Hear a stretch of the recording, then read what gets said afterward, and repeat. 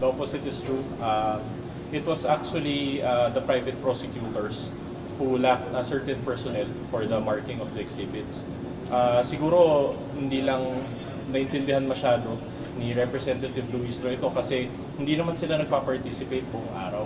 No? So they just appear in the morning and then they leave and then they leave the rest of the task to the private prosecutors who are handling the case. So siguro we are in the best position to deny that claim, and we are saying now that we are not undermanned and we are complying with all the directives by the impeachment court. Precisely, anong kulang ng PROSEC, sir? Sorry. Yung claim na undermanned, we never experienced that. I think it was one of the private prosecutors, yung firms that claimed that. Pero kayo, enough yung tao ninyo? Correct.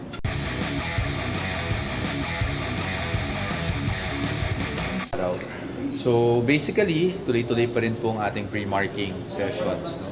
No? We made some headway naman today. So hopefully, talagang umabot tayo sa schedule. But we're really looking at least siguro Thursday, no? Sa tingin namin. Dahil talaga, as we said, medyo marami talaga yung dokumento. Mukhang yung House, sir, nagsabi na malabo na this week. Then, may possibility mo na hanggang next week, sir? Hindi namin din-discount yung possibility, pero sa ngayon, pinipilit naman talaga natin na mapabilis at matapos, no? Ma-expedite yung proseso. In fact, just earlier this afternoon, in-announce na rin ng Clerk of Court, I'm sure upon consulting both the defense and the prosecution, that pati yung Article 2, kasi ngayon isang table lang yung marking ng Article 2, magiging dalawang table na, no, for tomorrow. So that should help expedite the process. Siguro just to add to what Mike said, no, yung ginagawa nating activity ngayon, which is the pre-marking of evidence, ang objective natin dito, kailangan maintindihan ng mga nanonood, is really to expedite the proceedings and not to cause further delays. So although it's appearing that it's taking time, that remains to be objective of this activity. Pero attorney, sabi po ng prosecution, cause of delay daw po sa marking of exhibits, yung defense team dahil kulang daw po sa lawyers or reactions. Actually, I was there personally, and the opposite is true. The opposite is true. It was actually the private prosecutors who lacked a certain personnel for the marking of the exhibits. Siguro hindi lang naintindihan masyado ni Representative Luis Roy ito kasi hindi naman sila nagpa-participate buong araw. No? So they just appear in the morning and then they leave and then they leave the rest of the task to the private prosecutors who are handling the case. So siguro we are in the best position to deny that claim, and we are saying now that we are not undermanned and we are complying with all the directives by the impeachment court. Precisely, anong kulang ng PROSEC, sir? Sorry. Yung claim na undermanned, we never experienced that. I think it was one of the private prosecutors, yung firms that claimed that. Pero kayo, enough yung tao ninyo? Correct. Yeah. PROSEC is enough din? The point is, the defense really is willing to adjust, no? Kung ano man yung kinakailangan to expedite. And we have been doing that. Katulad nung ngayon na sinabi na tomorrow magkakaroon ng dalawang table na finally yung Article 2, we're okay with it. Wala tayong problema doon. Because like we said, we're not here to delay anything. Diba? Ang kailangan lang po talagang maintindihan ng tao, katulad ng sabi ni Attorney Mark, is itong marking is significant for an orderly conduct of the trial itself. Pero hindi ko kayo kulang ng tao, sir? Hindi po kami kulang ng tao. In fact, we're able to adjust all the time. Yung isahang pagmarka ng mga commons na sinasabi ng PROSEC, ayaw niyo raw pumayag, sir? Well, meron kaming way of marking, hindi ba? And I think that's well within the prerogative of the defense, how we want our documents to be marked. But to give you an example, a very concrete example, kanina may insidente na may isang may document ang prosecution, may document ang defense. Reportedly, it's the same document, obviously, pero kulang ng isang page yung version ng prosecution. So, doon namin gustong ipakita kung bakit kailangan minamark namin yung sarili naming ebidensya. Kasi even if it's supposedly the same document, kulang ng isang page yung sa prosecution. Sa amin, meron kami ng page na yun. So, importante rin yun talaga, no, na para sa amin, mamarkahan namin yung sarili naming dokumento. I don't know if Attorney CJ would also like to add on to that. So if a document has the markings, if we're supposed to be bringing home our documents. So we don't want the documents bearing the marking to be with the prosecution naman, diba? So we also have documents that have bear the different annotations. So paano pag ganun? Ang gusto kasi ng prosecution is that all their documents be marked. Paano naman kami? 'Di ba? Nasa kanila lang yung documents. This is not different from regular trial. The parties always have the option to mark their own documents. The court never says no to that. This is just an administrative matter. And in fact, pag pumunta sa trial, bibilis to. Kasi pwede namin sabihin, yung exhibit, for example lang, exhibit 1-A namin, kami na maglalabas. Hindi na namin hihingin sa kanila. Tapos sabihin nila, hindi namin nadala. Sorry. Diba? So for the defense, hindi ko option yun? Hindi ko sabi lang isahang markahan na lang? Hindi po option because as we said, like for example, a very concrete example nga this morning is nagkaroon ng discrepancy yung document namin sa document nila kahit na iisa lang, no? Yung sa itsura, iisa lang yung dokumento, but when you turn the page, nagkulang ng isang page yung sa kanila. And we're not faulting the prosecution. We're just saying that yun yung reality. That's why we prefer that we mark our own pieces of evidence. Can you walk us through the process? Paano po kung Thursday kayo matapos? Di ba Thursday din po attorney yung pre-trial order submission? Yes, actually that is something, the pre-trial order is something that will come from the clerk of court, not from the defense nor the prosecution. No? So, yun po yung proseso para maintindihan din tayo ng ating mga kababayan. So, after na po ng marking, dahil nakapag-submit na po kami doon sa stipulation of facts, yung comments namin doon, dahil tapos na rin po na-maintain na yung mga witnesses, marking na lang po ang ginagawa natin sa ngayon.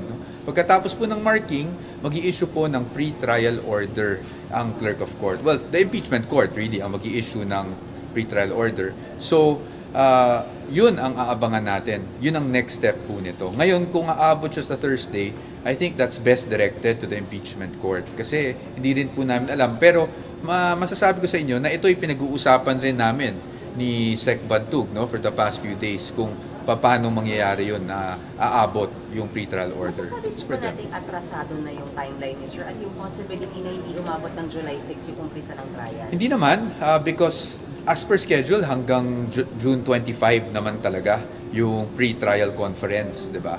So, it's just a matter of malalabas ba yung pre-trial order o hindi. Dahil once mailabas yung pre-trial order, again, para rin sa kaalaman ng ating mga kababayan, kailangan din pong magkomento ng bawat panig doon sa pre-trial order na yon, which kakailanganin din namin ng akmang panahon upang gawin yon.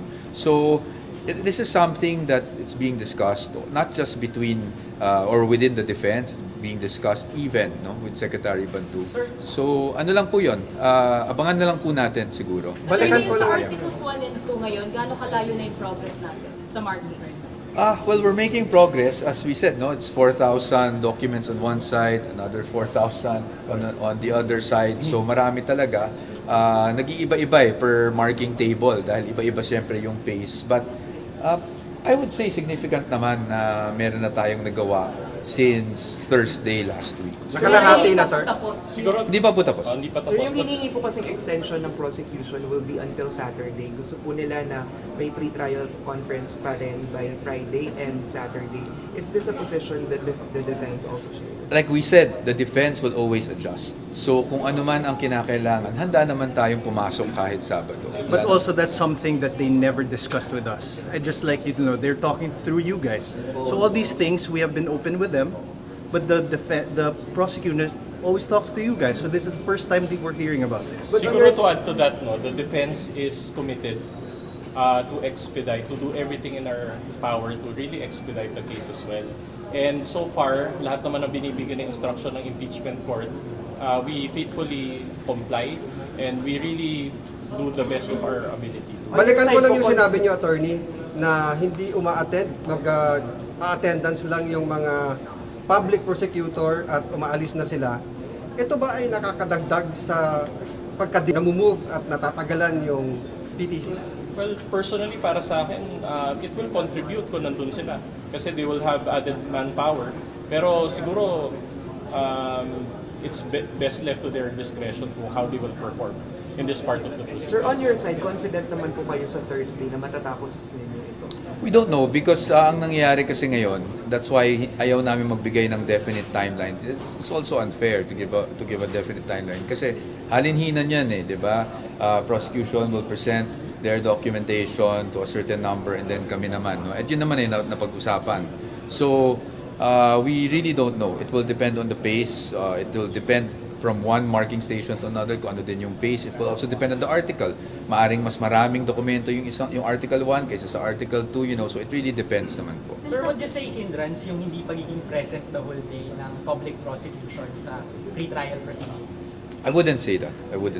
Yung 4,000 documents for the Article 1, sir, nakakailang libo na po kayong namarkahan? We cannot give an exact number because as you saw earlier, I was in one station. Yung ibang lawyers namin were also in other Rough stations. estimate, Hindi pa kami percentage. Let's not give rough estimates, sir, because it might be misleading, no? What we will just say is we are trying our best to expedite proceedings. Pero nakalahati na, sir, doon sa Ano po 4,000? ulit? It depends kasi sir, kasi naghati-hati nga kami. That's why, again sir, I would like to again reiterate our position that we will not give any rough estimates at Sorry, this ano point. ulit yung solusyon ng Senate Secretary sa inyo para bumilis? Tomorrow, dadagdagan ng, yung Article 2 kasi is ang marking station lang sa ngayon, no? So tomorrow, ang plano po ng Senate Secretary at in consultation naman with the defense and the prosecution is magdadagdag ng isa pang table, isa pang station. Ibig sabihin, yung dokumento, imbis na isang group lang ang nagmamark, magiging dalawang grupo. So pwedeng hatiin ngayon yung mga dokumento, mas bibilis, hindi ba? So for example now, 3 yung tables para sa Article 1. Ang plano talaga dapat is Article 2 and Article 1, tagalawang table. Kaso lang ang prosecution ang ayaw ng dalawang table para sa Article 2. Pinag-usapan niya ni Attorney Lorna and Attorney Sheila, pero umaayaw pumayag ng isang firm kasi hindi daw nila kaya manpower. Kaya hindi ko alam kung saan nanggagaling itong kami ang underman. Sir, sorry, kada table may prosec at defense. Tama po ba? At secretary. As in, Pero walang congressmen na lawyers na sumasali at Wala po. private prosecutor. Wala pong nagmamark na Congress, na Simula public po ba nung prosecutor. pre-trial day 1, wala na pong public prosecutors Sa marking, sa market? wala po.